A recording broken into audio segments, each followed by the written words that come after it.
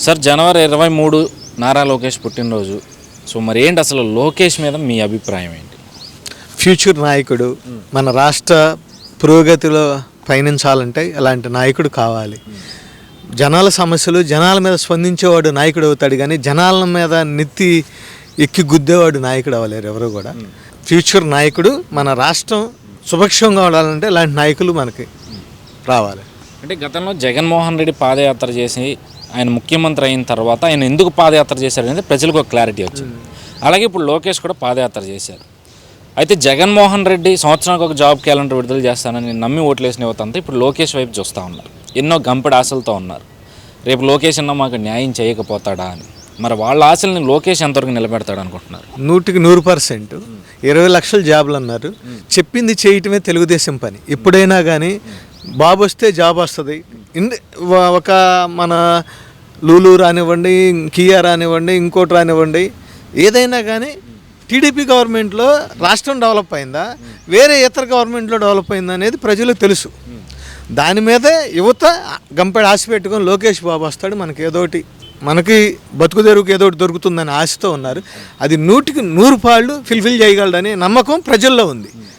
మన నాయకుల్లో ప్రజల్లోనే ఉంది. ప్రజలు దానికి తగ్గట్టుగా ప్రవర్తిస్తారు.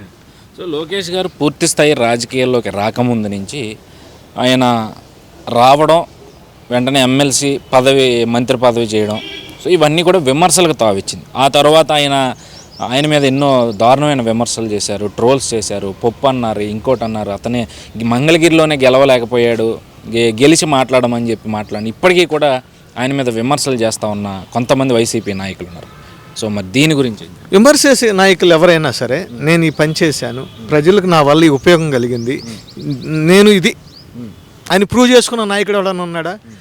లోకేష్ బాబుకు మంత్రి పదవి కానీ మన ఇండియాలో ఏ నాయకుడికైనా అన్ని అవార్డ్స్ రివార్డ్స్ వచ్చిన వాళ్ళు ఎవరన్నా ఉన్నారా? పనివాడు పనితనం లేని వాళ్ళు ఎవరైనా ఏంటంటే పని చేతగాని ఏం చేస్తాడు, ఎదటోళ్ళు పని చేసుకుంటా పోతుంటే అతన్ని ఎక్కడికి వెనకలాగుదామని తెలవక ఏదో ఒకటి బండేస్తూ ఉంటారు. అంతేగాని లోకేష్ బాబులాగా పనిచేసే వాళ్ళు వీళ్ళల్లో మీ ముఖ్యమంత్రితో సహా ఎవడైనా పోటీపడి ఈయన ప్రతిపక్ష నాయకులు ఉన్నారు. సేవ చేసే తత్వంలో కానీ ప్రజలకు ఉపయోగపడే దేనికైనా మిమ్మల్ని కలవాలంటే పరదాలు అడ్డము, పోలీసులు అడ్డము, బయటికి రాలేరు.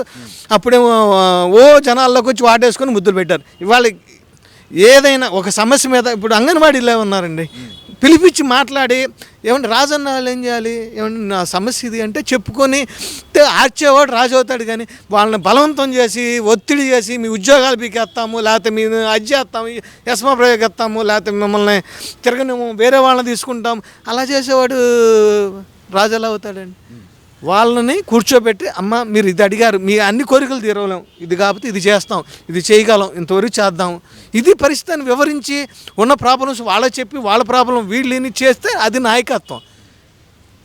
నాయకుడు అనేవాడు అది చేయాలండి. కూర్చొని నేను ఎస్మా ప్రయోగిస్తాను, లేకపోతే మీ ఉద్యోగాలు తీసేస్తాను, మీ నోటికాడి కూడి తీసేస్తాను, అది నాయకత్వమా?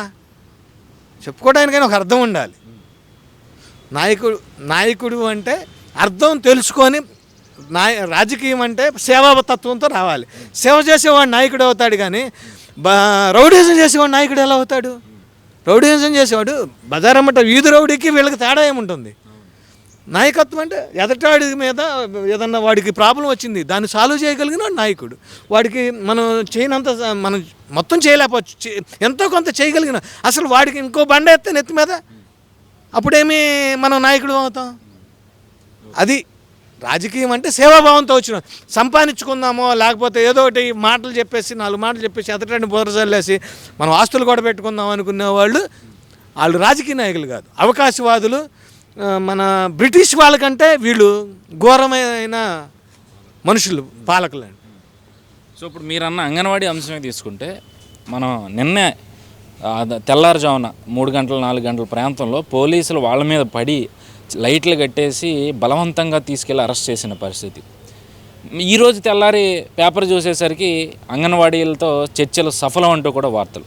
అంటే నేను అరెస్టులు చేశారు, ఉద్యోగాలు బీకేస్తున్నామని జీవోలు ఇచ్చారు, హెల్పర్లను వర్కర్లుగా పదోన్నతులు ఇస్తున్నాము, అలాగే నోటిఫికేషన్లు విడుదల చేస్తున్నామని చెప్పి వార్తలు వచ్చాయి. తెల్లారిపాటి చూస్తే చర్చలు సఫలం అంటా ఉన్నారు. అంటే ఇది ఎట్లా? ఏమంటే చర్చలు సఫలం ఎలా అవుతాయండి?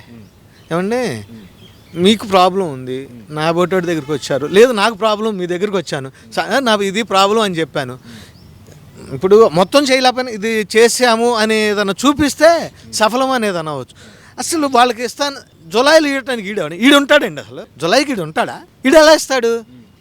ప్రతి ఒక్కరిని బెదిరించడం, లేకపోతే దొంగ ఓట్లు వేసుకుందామా, లేకపోతే దొంగదారులు తప్పితే ఇవాళ ఎవరిని మీదైనా అటాక్ చేస్తారు. ఎమ్మెల్యేలు కానీ ముఖ్యమంత్రి కానీ ఇంకోళ్ళు కానివ్వండి, 3 పెళ్ళిళ్ళు అంటారు, ఇంకోటి అంటారు, లేకపోతే బాబు గారు అసలు ఆయన ముసలాయనే అనుకుందాం. ఇంకోటి ఆయనతో పాటు పోటీపడి మేము ఈ పని చేసాం, ఆయన కంటే మేము కుర్రాళ్ళ మంది నిరూపించుకున్న పని ఒకటి అన్నాం చూపించండి.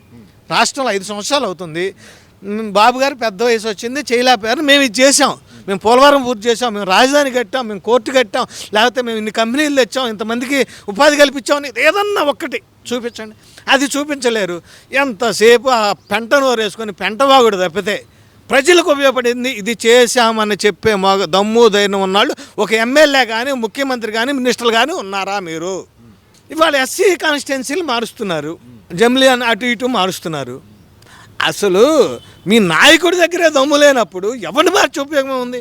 మీ దగ్గర నాయకుడి దగ్గర సత్తా ఉన్నప్పుడు కింద అతని మీద యాంటీ ఎందుకు వస్తుంది? నువ్వు చేయలేనప్పుడు నీ మీద ఉండ దాన్ని అతని మీద రుద్దటానికి ప్రయోగిస్తున్నారు తప్పితే మీ దగ్గర అసలైన సరుకు లేదు. మీ దగ్గర సరుకు లేనప్పుడు ఎన్ని వాగినా ఒకసారి నమ్మారండి, ఏమని ప్రజల్లోకి వచ్చి అది చేసేస్తాం, ఇది చేసేస్తాం, ఉద్యోగాలు ఇచ్చేస్తాం, నోటిఫికేషన్ ఇచ్చేస్తాం, ఉపాధి కల్పించేస్తాం, అసలు ప్రత్యేక హోదా అన్నది తేవాలి, రావాలి, వస్తేనే మన రాష్ట్రం అన్నారు.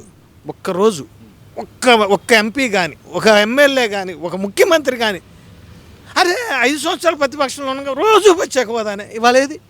ఒక్క మాట మాట్లాడారా? బాబు గారు నిరాహార దీక్షలు చేశాడు, కాదనుకొని ఎన్డీఏలో నుండి బయటకు వచ్చాడు, ఎన్నో చేశారు. మరి వీళ్ళు చేసింది ఏంటండి? రాష్ట్రం కోసం వీళ్ళకి ప్రేమ ఉందా? రాష్ట్రమా వీళ్ళకి కావాల్సింది? వీళ్ళ డబ్బులా? ఆలోచించుకోవాలి ప్రజలు కూడా. ఏమంటే ప్రజల కోసం వీళ్ళు పనిచేస్తున్నారా, వీళ్ళ స్వలాభం కోసం పనిచేస్తున్నారా? ప్రజల కోసం పనిచేసే వాళ్ళు ఎలా ఉంటారు, స్వలాభం కోసం పనిచేసే వాళ్ళు ఎలా ఉంటారు? ప్రజలు విఘ్నతగా ఆలోచించి నిర్ణయం తీసుకుంటే మన రాష్ట్రం అనేది ఉంటుంది, లేకపోతే మన రాష్ట్రం అనేది మ్యాప్లో ఉండదు. ఓకే, సో ఇప్పుడు రాష్ట్రం అంశానికి వస్తే రాష్ట్రాన్ని అర్ధంతరంగా రాత్రికి రాత్రి జీవోలు ఇచ్చి విడగొట్టిన కాంగ్రెస్ పార్టీ ఇప్పుడు ఆంధ్ర రాష్ట్రం మళ్ళీ పుంజుకోవడానికి చూస్తూ ఉంది.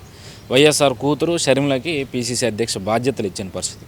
సో ఆవిడ ఆ తర్వాత అటు తెలుగుదేశాన్ని వైసీపీని రెండింటి మీద కూడా పోలవరానికి అట్లయిపోయారు, రాజధానికి అట్లయిపోయారు, రాష్ట్రంలో అభివృద్ధి చేయలేకపోయారంటూ కూడా ఆవిడ తీవ్రమైన విమర్శలు చేశారు. అట్ ద సేమ్ టైం ఎవరైనా వైఎస్ఆర్సీపీకి యాంటీగా మాట్లాడితే, ఎవరైనా విమర్శ చేస్తే వాళ్ళందరి వెనక చంద్రబాబు నాయుడే ఉన్నట్టుగా సజ్జల రామకృష్ణారెడ్డి ముందుగా వచ్చి మీడియా ముందు మాట్లాడుతూ ఉంటారు. సో మరి దీన్ని ఎట్లా చూస్తారు? ఏమంటే సజ్జల రామకృష్ణారెడ్డి, మీరు అంతకుముందు ప్రత్యేక హోదా అన్నారు, మన రాష్ట్రం ఎడగొట్టింది అన్నారు, ఏకాకి అన్నారు, మాకు 25 ఎంపీ సీట్లు ఇస్తే లోక్సభ మొత్తం సమ్మెం చేసేస్తామన్నారు. మీరు ఏం చేశారు? అది ప్రజలకు చెప్పండి అయ్యా బాబు. మీరు ప్రతిదానికి విమర్శ అనేది ఏమండి, ఇంట్లో పెత్తనం చేస్తున్నాను, నేనే పెత్తనం చేస్తున్నానండి, నా ఇంటికాడ నా పిల్లాడు అంటాడు, భార్య అంటాడు, నువ్వు అట్లా చేస్తున్నావు ఇట్లా చేస్తున్నావు అని దాన్ని సర్ది చెప్పుకొని అట్లా కాదు ఇట్లా చేయటం వల్ల ఇది అనేది చెప్పుకోవాలి. చెప్పుకోకుండా విమర్శ చేసిందన్న బాబు గారు ఏంటి, మీరు చేసే శుభ్రంగా ఉంటే ఇంకోడు విమర్శ ఎందుకు చేస్తాడు? మీరు చేసే పని బాగుంటే, లేదు మేము ఇలా చేసినా కానీ మమ్మల్ని విమర్శిస్తున్నారని మీరు చూపించండి. అదేమన్నా చూపిస్తున్నారా?